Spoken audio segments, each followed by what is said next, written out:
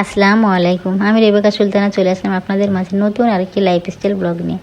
আজকে তো শনিবার, সকালবেলাতে আলু ভর্তা ভাত রান্না করে নিয়েছি। এবার ফুলুরি রান্না করবো, সেজন্য মশলাগুলো কষিয়ে নিয়েছি। দেখেন এখানে রাত্রের, কালকে শুক্রবার ছিল, অল্প অল্প তরকারি সব বের করে নিয়েছি, গরম করে খেয়ে নেবো সেজন্য। এতে মশলাটা আমি সুন্দরভাবে কষিয়ে ফুলুরি রান্না করে নিচ্ছি। ফুলুরিগুলো সকাল দুপুর সব তিন বেলায় খাবো, সেজন্য বেশি করে রান্না করে নিচ্ছি। আজকে শুধু ফুলুরি রান্না করব, কালকে শুক্রবার ছিল, অনেকগুলো তরকারি আছে, ওগুলো তো হয়ে যাবে। এই যে ফুলুরিটা বেশিক্ষণ লাগবে না, 2 মিনিটের ভিতরে তরকারি রান্না হয়ে যায়, এত সুন্দর ফুলুরিগুলো। এই যে রান্না হয়ে গেছে, আমি নামিয়ে নিয়েছি। আজকে তো শনিবারের দিন, আপনাদের ভাইয়া বাসায় আছে। খাওয়া দাওয়া করে এই যে কালকে দেখেছিলেন অনেকগুলো গম চাল ঝেড়ে রেখেছিলাম পরিষ্কার করে, আজকে ভাঙার যাবে। মেলে চলে গেছে আপনাদের ভাইয়া। আমি যেতে ঘরের মেঝেতে এভাবেই খাবার দাবার আছে, সবগুলো সুন্দরভাবে আমি খেয়ে তারপরে গুছিয়ে রেখে চলে যাব রান্নাঘরে।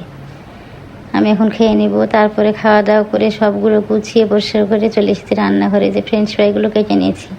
5 কেজি আলু নিয়ে এসেছিল, 2.5 কেজি দেখেন ভাপ দেওয়া হয়ে গেছে, আর 2.5 কেজি চাপিয়েছি কড়াইয়ে, একটু ভাপ দিলে নামিয়ে নিব। ফ্রোজেন করবো সেজন্য সবগুলো আমি কেটে নিয়েছি। এই তো আটা ভাঙিয়ে চলে এসেছে। এবার আমি আটাগুলো প্রত্যেকটা গামলায় তুলে নিয়েছি। এত গরম, মিল থেকে ভাঙিয়ে নিয়েছিল, আটাগুলো খুব গরম থাকে। এই যে চামচ দিয়ে দিয়ে আমি সুন্দরভাবে নাড়াচাড়া করে দিয়েছিলাম, গরমটা বেরিয়ে যায়। নাহলে এই গরমটা যদি বসে যায় তাহলে আটা নষ্ট হয়ে যাবে। এই তো অনেকগুলো ভাঙিয়ে নিয়েছি একসঙ্গে। যে বারবার করে আমি আটাগুলো নাড়াচাড়া দিতে হবে যতক্ষণ না ঠান্ডা হয়। চালের আটাগুলো আমি নাড়াচাড়া দিব যেন গরম না বসে যায় আটার মধ্যে, তাহলে আটাগুলো নষ্ট হয়ে যাবে।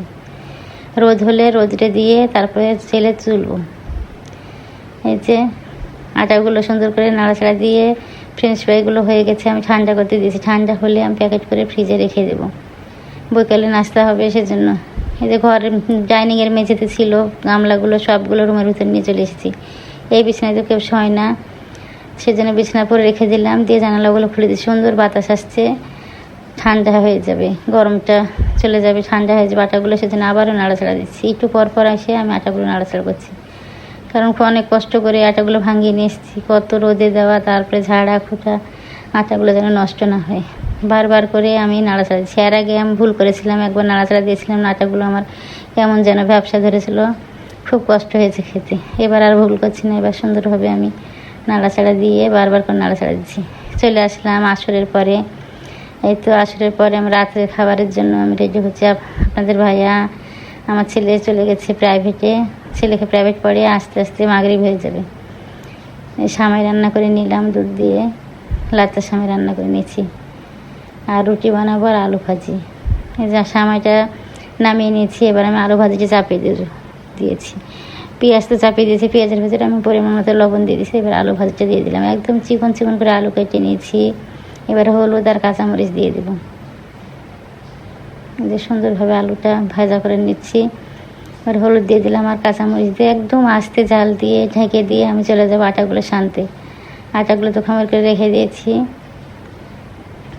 এই পর্যায়ে বলিনি, আমার ভিডিও যদি আপনাদের এতটুকু ভালো লাগে প্লিজ লাইক কমেন্ট সাবস্ক্রাইব করে দিবেন। আর যদি ফেসবুক পেজটি দেখে থাকেন শেয়ার করে দিয়ে আমার সঙ্গেই থেকে যেতে পারেন। আর যারা অলরেডি এই কাজটা করেছেন তাদেরকে অসংখ্য অসংখ্য ধন্যবাদ।